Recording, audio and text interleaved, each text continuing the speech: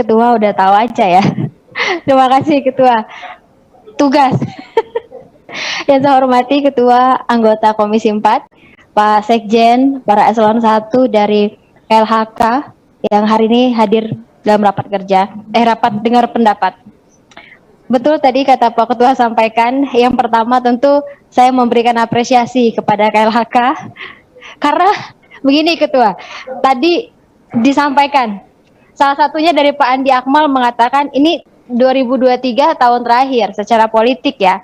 Nah tadi kita dengar bersama bahwa penjelasan dari Pak Sekjen bahwa 2023 ini penguatan posisinya untuk dukungan pemberdayaan di masyarakat, program berbasis masyarakat ini kan meningkat. Kalau saya lihat hampir 81% dibandingkan 2022. Nah ini luar biasa, kita perlu apresiasi dan tinggal kita monitor bersama. Masyarakatnya ini siapa? Betul-betul masyarakat yang harus mendapatkan manfaat dan bisa berkolaborasi tentunya program di bawah nanti dengan anggota dari dapil masing-masing. Nah itu harapan kita, tapi kami menyambut sangat baik ini perencanaan anggarannya. Dan kami juga yakin bahwa ini adalah salah satu bentuk komitmen keras dari KLHK bekerja sama bermitra dengan Komisi 4. Berarti Komisi 4 ini ya Pak Ketua dan teman-teman kita semua juga diperhatikan dan didengar oleh KLHK. Jadi sudah luar biasa. Dan berikutnya saya mau menyoroti terkait eselon 1 dari PSLB 3 Ibu Pipin.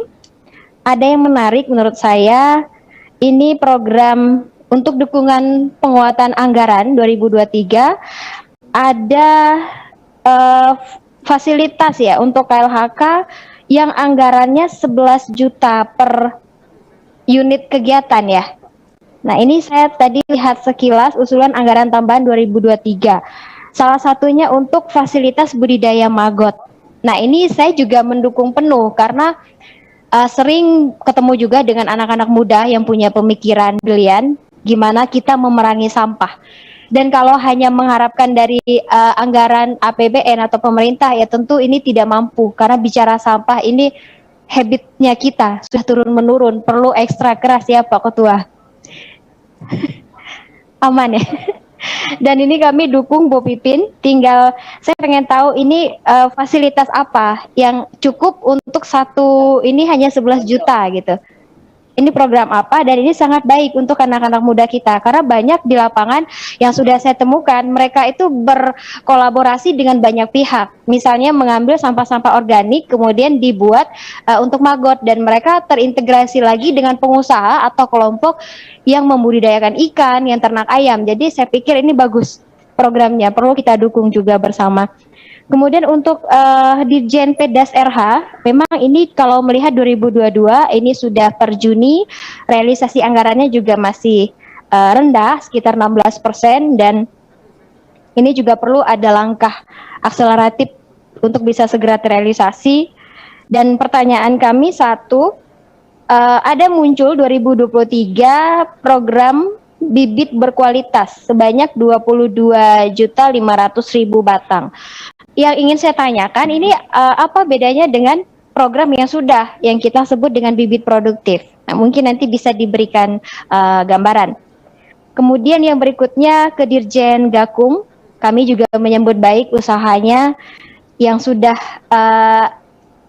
menangkap tersangka penjual kulit harimau di Aceh. Dan juga selain itu kami melihat flashback ke belakang sudah kurang lebih 1.200-an kasus terkait dengan perburuan dan perdagangan satwa yang dilindungi sudah diproses. Nah ini kami pikir respon dan reaksi yang luar biasa di lapangan.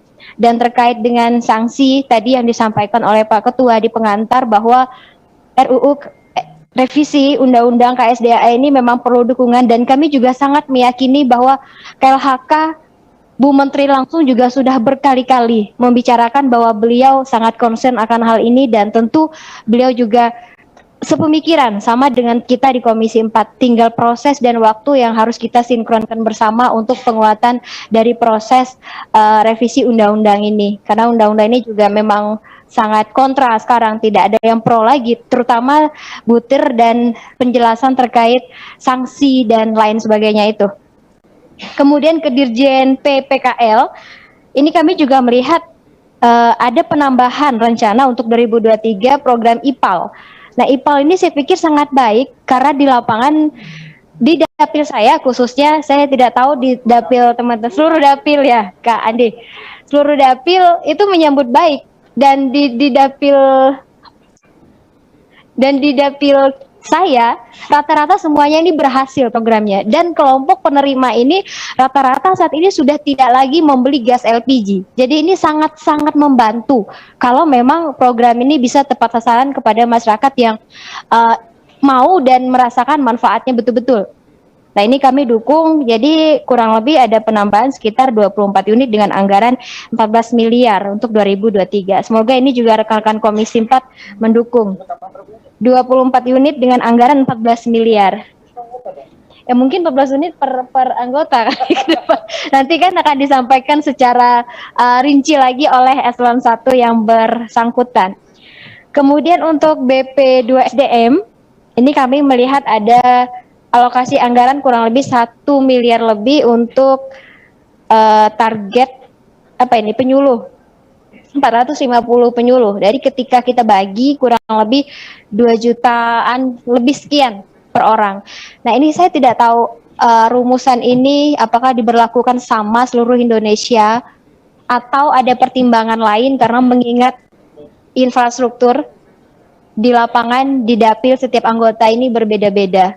Tapi pada umumnya baik, tinggal perlu dikaji lagi untuk persoalan penyuluh, pendampingan untuk masyarakat di sekitar kawasan kita. Itu saja mungkin Pak Ketua, Pak Sekjen, terima kasih. Selamat siang.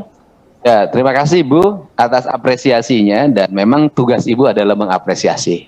Tugas kita adalah mengkritik. Jadi kita